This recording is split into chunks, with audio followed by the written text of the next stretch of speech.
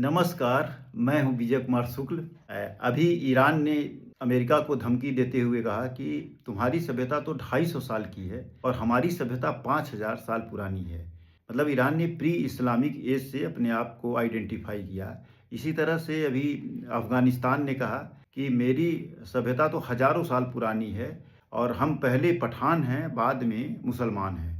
तो identity crisis जब आती है तो आदमी अपने परंपरा और अपनी पुरानी परंपराओं की तरफ, बैक टू रूट की तरफ देखता है।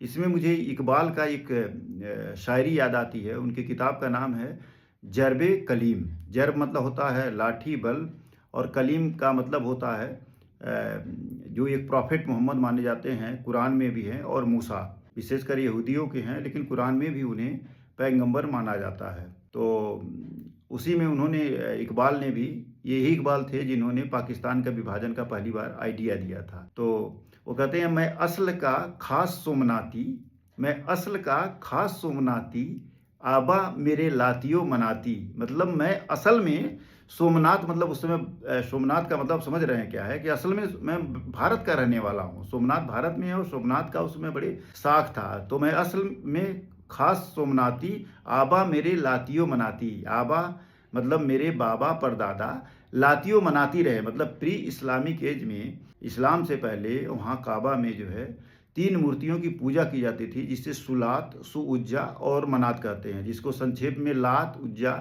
मनात भी कहते हैं। मैं असल में खास सोमनाती, लाता आबा मेरे लातियों मनाती, तू सैयदे हाशमी की औलाद है। मतलब तुम मोहम्मद साहब के मतलब परंपरा से चला आ रहा है, और तुम खाके ब्राह्मण जात है। और वो अपने आप को कहते हैं कि मैं ब्राह्मण का पुत्र हूँ, और कहते हैं तुम ब्राह्मण जात हो, तुम्हारे रेसे रेसे में वैल्यू और फिलासफी छुपी हुई है। फिर वो कहते हैं, है फलसफा आबे गिल में, है फलसफा आबे गिल में, पोसीदा है रेसाए दिल में।